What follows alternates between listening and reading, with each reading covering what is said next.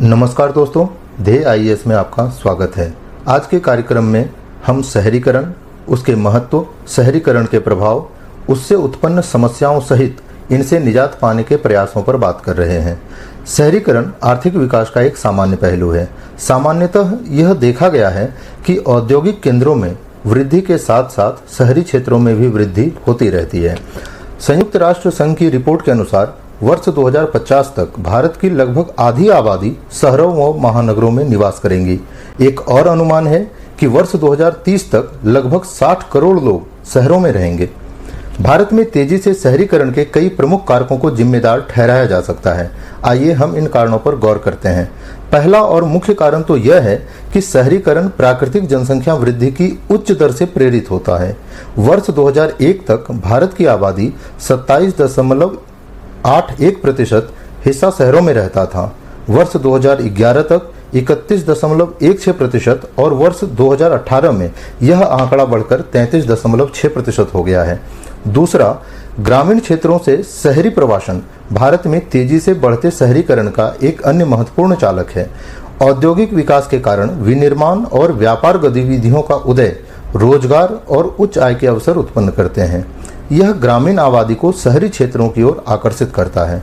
इसके अलावा उद्योगों, खनन आदि में पर्याप्त सार्वजनिक निवेश ने भी शहरीकरण को बढ़ावा दिया है। यदि अन्य कारणों की बात हम करें तो कृषि में होने वाले नुकसान की वजह से लोग कृषि छोड़कर रोजगार की तलाश में शहर आते हैं।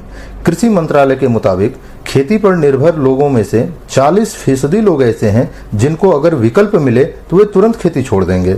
औद्योगिक क्रांति भी बढ़ते शहरीकरण का एक प्रमुख कारक रही है, जिसके परिणाम स्वरूप शहरी क्षेत्रों में भौतिक सुख सुविधाओं में वृद्धि हुई है। शहरी क्षेत्रों में बेहतर बुनियादी सुविधाएं जैसे शिक्षा, स्वास्थ्य और परिवहन की सुगम व्यवस्था इत्यादि ने भी शहरीकरण को बढ़ावा दिया है। अगर हम बात तीव्र गति से बढ़ते शहरीकरण के परिणामों की कर रहे हैं तो आपको यह ध्यान रखना होगा कि किसी भी कार्य के दो पहलू होते हैं, सकारात्मक और नकारात्मक। शहरीकरण के भी सकारात्मक और नकारात्मक दोनों तरह के परिणाम हैं। अगर हम इसके सकारात्मक परिणामों की बात करें तो शहरीकरण तीव्र आर्थिक विकास को गति देने एवं रोजगार के अवसर सृजन करने के साथ साथ शहरी निवासियों की मानसिकता और व्यवहार में भी बदलाव लाता है। लेकिन वहीं अगर हम इसके नकारात्मक परिणामों की चर्चा करें तो भारत के अधिकांश शहर अति शहरीकरण के शिकार हैं। दिल्ली, मुंबई, चेन्नई, कोलकाता, बेंगलुरु और हैदराबाद जैसे महानगर की आबादी लगातार बढ़ती जा रही है, किंतु अभी भी वर्तमान भारत की शहरी आबादी का लगभग 17.4% हिस्सा झुग्गी झोपड़ियों में निवास करने के लिए मजबूर है। ग्रामीण क्षेत्रों से नगरों में आने वाले लोग अधिकतर गरीब होते हैं। उनके पास किसी भी प्रकार की सामाजिक सुरक्षा का अभाव होता है। इसके अलावा शहरीकरण के परिणाम स्वरूप संयुक्त परिवार धीरे धीरे छोटे परिवारों में विभक्त होते जा रहे हैं। साथ ही परिवारों में विवाह विच्छेद, विधवाओं का शोषण, वृद्धों के साथ दुर्व्यवहार जैसी घटनाओं में भी वृद्धि होती जा रही है। शहरी केंद्रों में जनसंख्या के लगातार बढ़ते रहने एवं औद्योगिकीकरण के फलस्वरूप पर्यावरण प्रदूषण तथा अवनयन जैसी समस्याएं भी उत्पन्न होती जा रही हैं। शहरीकरण से निर्जातीय विविधता और सामुदायिक एकीकरण की समस्या भी उत्पन्न होती है। आपको याद होगा कि कोविड-19 महामारी के दौरान दिल्ली जैसे तमाम बड़े शहरों में इस तरह की कई समस्याएं देखी गई थी। भारतीय शहरों में आर्थिक असमानता अन्य विकसित देशों की तुलना में सर्वाधिक है। लैंगिक तौर पर यदि देखा जाए तो भारत में पश्चिमी देशों की तुलना में शहर प्रवास की प्रवृत्ति पुरुषों में ज्यादा है, जिसके कारण ग्रामीण क्षेत्रों में उत्पादक पुरुष जनसंख्या में कमी आती जा रही है। आपने देखा कि शहरीकरण से किस किस तरह की समस्याएं हो सकती हैं या हमें किन किन चुनौतियों का सामना करना पड़ सकता है।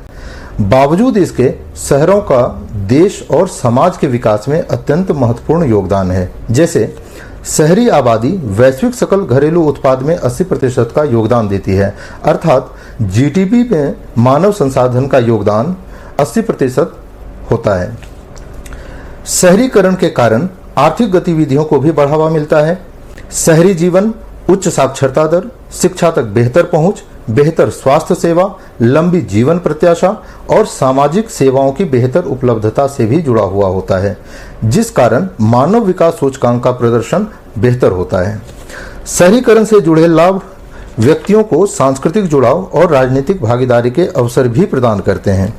यद्यपि शहरी वातावरण असंख्य अवसरों, सामाजिक विविधता और निर्णयन जैसे मामलों में पारिवारिक और सामाजिक नियंत्रण के कारण व्यक्तिवाद को बढ़ावा देता है, तथापि भारत सरकार ने शहरीकरण को बढ़ावा देने और शहरी विकास की चुनौतियों का समाधान करने के लिए कई प्रमुख पहल और कार्यक्रम लागू किए हैं।